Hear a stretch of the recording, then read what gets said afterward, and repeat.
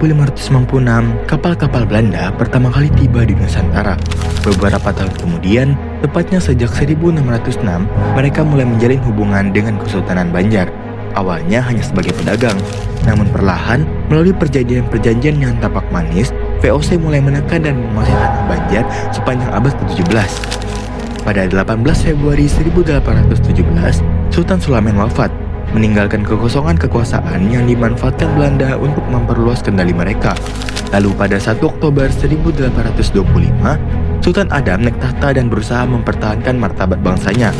Namun, menjelang tahun 1850 hingga 1857, tekanan Belanda semakin keras, campur tangan mereka dalam istana semakin dalam, dan konflik perebutan tahta tak lagi bisa dihindari.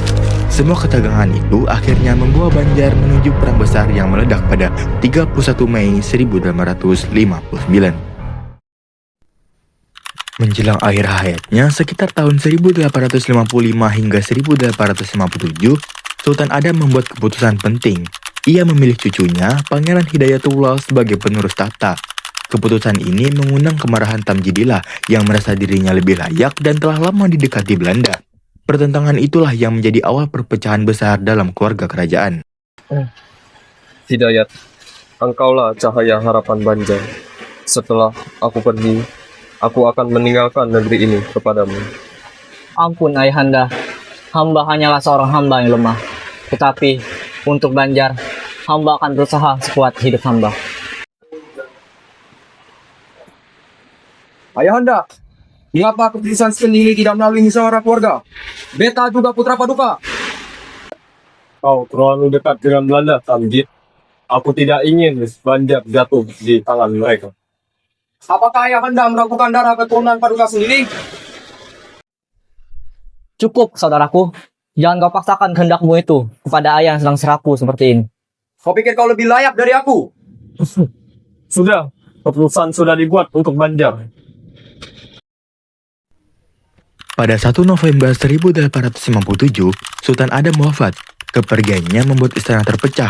Belum genap masa bergabung, Belanda datang membawa keputusan mereka sendiri. Tamjidillah ditetapkan sebagai sultan. Inilah awal campur tangan kolonial yang paling terang-terangan.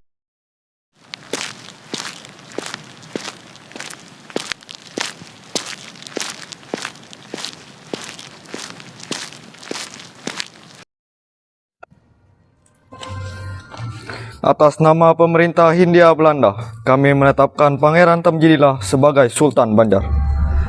Apa-apaan ini semua? Kalian tidak berhak untuk menentukan pewaris tahta kami. Terimalah Hidayat, inilah takdir.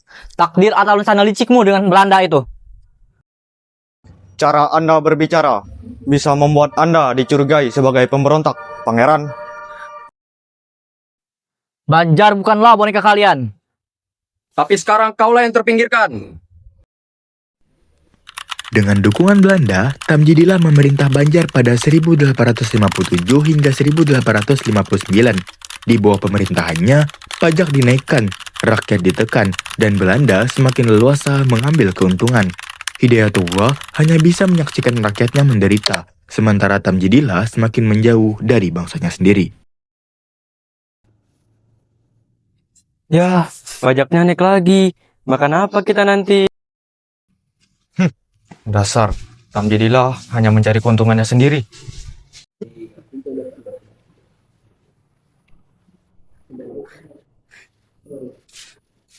Kau bilang apa tadi? Ampun Paduka.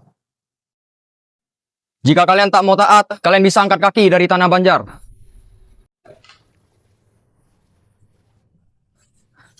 Saudaraku, janganlah engkau terlalu menekan warga seperti ini. Rakyat perlu disiplin. Masalah. Ini sudah bukan lagi disiplin. Ini sudah penindasan. Kalau tak suka, kau bisa pergi. Di pedalaman, pada pertengahan tahun 1858, seorang bangsawan yang disegani memutuskan bahwa Banjar tidak boleh dibiarkan jatuh. Dialah Pangeran Antasari. Bersama para pemimpin seperti Tumanggung Gamar, Surapati, dan Demang Leman, ia mulai menyatukan kekuatan rakyat. Pada awal 1859, semua telah siap, Banjar akan melawan. Rakyat menjerit, Banjar ditindas, dan kita tidak boleh diam. Perintah pangeran, nyawa kami siap untuk Banjar. Kami rakyat biasa, tapi hati kami sebesar gunung. Belanda punya meriam, tapi kita punya akal dan keberanian. Mulai hari ini, kita bergerak untuk Banjar. Sepanjang Januari hingga Maret 1859, kemarahan rakyat mencapai batas. Penindasan Belanda dan Tamjidillah membuat mereka kehilangan kesabaran. Mereka berkumpul, meneriakkan ketidakadilan dan menuntut pemimpin yang berani. Nama Pangeran Antasari semakin sering disebut sebagai harapan Banjar. Pangeran, Belanda mengambil hasil panen kami. Kami tak bisa bertahan begini. Jika warga ditindas, kita wajib untuk bangkit. Kami siap berdiri bersama pangeran. Mulai hari ini, kita bergerak. Wajah sampai kaputing. Tibalah 31 Mei 1859, hari yang kemudian dikenang sebagai dimulainya Perang Banjar. Di bawah gelap hutan, pasukan kecil Antasari merayap mendekati sebuah pos Belanda. Dengan keberanian dan strategi gerilya, mereka melancarkan serangan mendadak dan memenangkan pertempuran pertama. Sejak hari itu, Banjar resmi masuk ke dalam perang terbuka. Pengawal sudah orang, pangeran. Kita ambil pos itu cepat dan senyap. Gamar, kau ambil yang kanan. Siap pangeran, balikan langsung selesai. Surapati, kau ikut aku. Kita sergap bersamaan.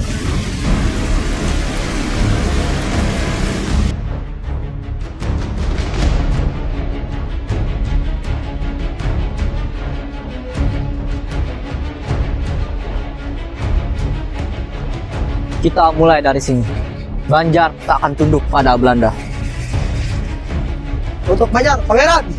Perlawanan baru dimulai. Mulai Juni 1859 hingga September 1862, perang menjalar ke tanah dusun, Martapura, dan hutan-hutan Banjar. Belanda mengirim bala bantuan berkali-kali, namun gerilya Antasari membuat mereka kewalahan. Pertempuran pecah di ladang, kampung, dan rimba. Semangat rakyat tak mudah dipadamkan. Kita tidak boleh memberi mereka waktu. Serang cepat, hancurkan pos mereka. Siap, mereka tidak akan dapat menembak. Kita sudah pernah melawan Belanda. Jika pun kita, siapa lagi?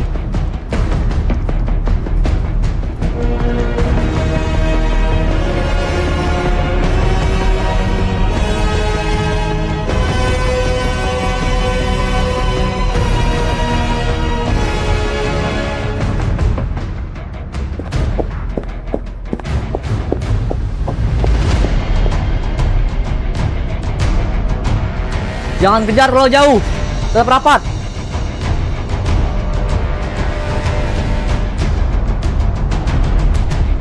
Akhirnya kita bisa menang, tapi pasti mereka akan datang lagi. Belanda kalah hari ini. Esok kita siap-siap lagi. Selama Banjar berdiri, kita tak akan mundur. Pada Maret 1862, setelah melihat kekacauan yang tak juga mereda, Belanda akhirnya kehilangan kepercayaan kepada Tamjidillah. Ia dicopot dari gelarnya, boneka kolonel itu dibuang begitu saja. Nasib tragis dari seseorang yang memiliki kekuasaan di atas bangsanya sendiri.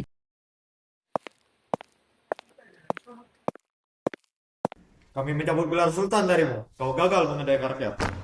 Tidak! Kalian berjanji, aku penguasa kalian. Justru itu masalahnya. Kami tidak butuh pemimpin yang lemah. Jadi kalian mengkhianati aku, seperti aku mengkhianati saudara sendiri. Tak lama kemudian, pada April 1862, rakyat dan para pemimpin sepakat mengangkat Pangeran Antasari sebagai Sultan Banjar. Pengangkatan itu tidak berlangsung megah, hanya di tengah pedalaman, dikelilingi laskar dan rakyat. Tapi maknanya jauh lebih besar. Banjar kini memiliki sultan untuk memimpin perlawanan. Semboyan wajah sampai ke puting menggema ke seluruh penjuru. Hidup Sultan Antasari. Aku bukan sultan untuk duduk di istana, tapi aku sultan untuk berjuang bersama kalian. Perintahmu adalah napas kami, pangeran. Selama kita berdiri, wajah sampai ke puting. Wajah sampai ke puting! Namun, perjuangan besar ini harus kehilangan pemimpinnya. Pada 11 Oktober 1862, setelah berbulan-bulan memimpin perang tanpa henti, Pangeran Antasari wafat akibat sakit cacar. Di sebuah gubuk sederhana, ia menghembuskan napas terakhir dengan pesan agar rakyat Banjar tidak menyerah. Pangeran, jangan tinggalkan kami. Kematian bukan akhir dari perjuangan. Jangan biarkan Banjar jatuh ke tangan Belanda. Kami bersumpah demi Allah, kami akan teruskan. Banjar akan tetap merdeka di hati kalian. Meskipun Sultan Antasari wafat pada 1862, perjuangan Banjar tidak berhenti. Laskar-laskar Banjar terus bertahan dan melawan hingga bertahun-tahun setelahnya. Sejarah mencatat bahwa Belanda mungkin menang dalam pertempuran, tetapi tidak pernah mampu menaklukkan hati rakyat Banjar. Inilah kisah keberanian, pengkhianatan, pengorbanan, dan cinta tanah air. Inilah suara Banjar yang sampai hari ini hidup dengan semboyan Wajah Sampai Kaputing.